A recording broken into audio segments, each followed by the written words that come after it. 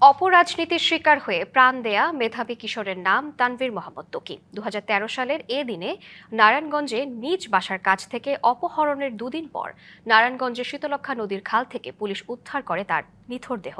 103 বার পেছালেও এখনও দেয়া হয়নি অভিযোগপত্র। বিচারে বিলম্ব হওয়ায় হতাশ নিহতের পরিবার ও নাগরিক সমাজ।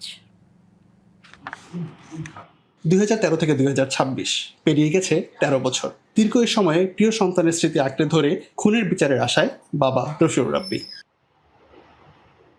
কিন্তু এক যুগেরও বেশি সময় পেরিয়ে যাওয়ার পরেও সন্তান হত্যার বিচার না হওয়ায় হতাশ স্বজনরা। আমরা খুব আশাবাদী ছিলাম যে অন্তর্বর্তী সরকার অন্তত বিচারটি করবে, কিন্তু তারা 1.5 বছর ক্ষমতায় থাকার পরেও সে অর্থে উল্লেখযোগ্য কোনো অগ্রগতি তাদের মধ্যে দেখা যায় নাই।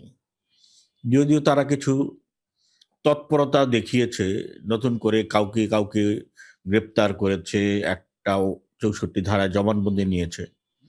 এই 2013 সালের 6 মার্চ নারায়ণগঞ্জ শহরের শায়েস্তা খান রোডের বাসা থেকে বেরিয়ে নিখোঁজ হয় মেধাবী শিক্ষার্থী তানভীর মোহাম্মদ ত্বকি। দুদিন পর 8 মার্চ শীতলক্ষ্যা নদীর কুমুদিনী শাখা খাল থেকে তার মরদেহ উদ্ধার করে পুলিশ।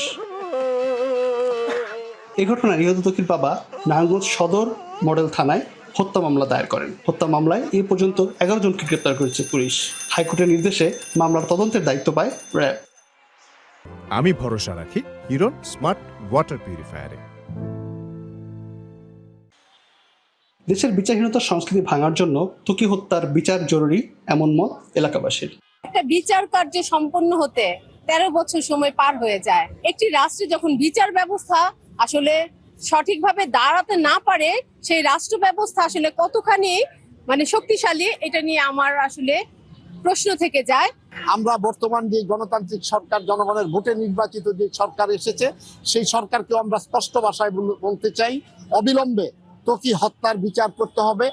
মামলার অগ্রগতি নিয়ে হতাশ নাগরিক সমাজের প্রতিনিধিরা। আওয়ামী লীগ সরকার পতনের 1 মাসের মধ্যে ত্বকি হত্যা মামলায় 6 জনের গ্রেপ্তারে ন্যায় বিচারের আশা জাগে নিহতের পরিবারে। কিন্তু এখনো অভিযোগপত্র দাখিল করতে না পারায় আবারও তৈরি হয়েছে অনিশ্চয়তা। যেহেতু ওই সরকারের এমপি তাদের ভাতিজারা হচ্ছে এই হত্যা মামলার মূল আসামি, যার কারণে এই হত্যা মামলাটি আর আলোর মুখ দেখেনি। তত্ত্বাবধায়ক সরকারও আমাদের সেই আলোর মুখ দেখাইতে গিয়ে তারা আর দেখাননি। আমরা সেই জায়গায় অবশ্যই হতাশ। ত্বকি হত্যার বিচারের দাবিতে নারায়ণগঞ্জ শহরে প্রতি মাসে আলোক প্রজ্বলন কর্মসূচি পালন করছে দুটি সংগঠন। সাবিত আল হাসান, টিভিসি নিউজ, নারায়ণগঞ্জ।